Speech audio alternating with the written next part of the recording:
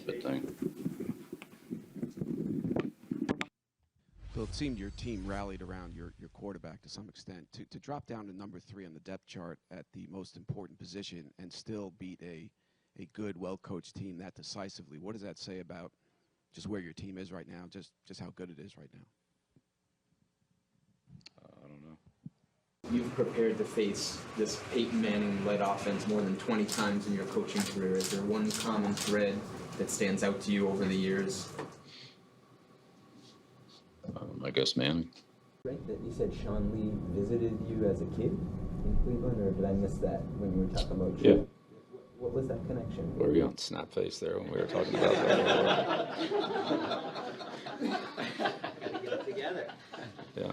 Well, he's a Pittsburgh guy, you know, friend of a friend kind of thing. Coach, do you think the fans have a right to know about what happened with Chandler on Sunday?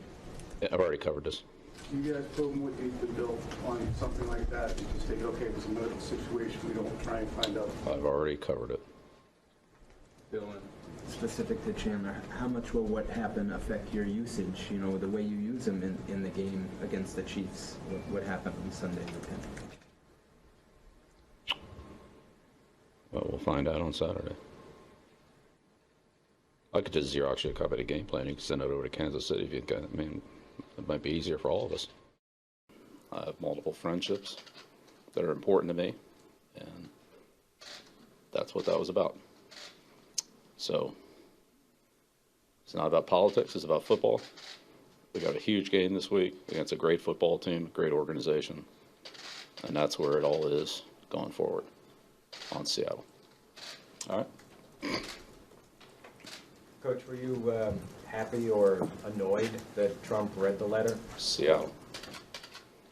But your team's always been good at keeping outside distractions on the outside. Given the nature of this presidential race, Seattle. did you find it? Seattle. Did you find it helpful to talk to Seattle. your players about this?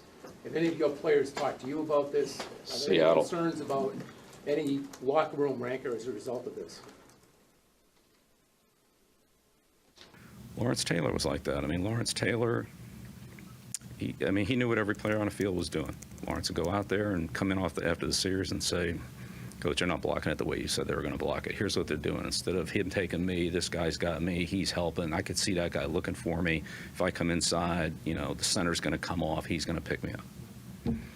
Go look at the film and say, yeah, that's, you know what? He's right. Like, you can never get that from the sideline, but he can.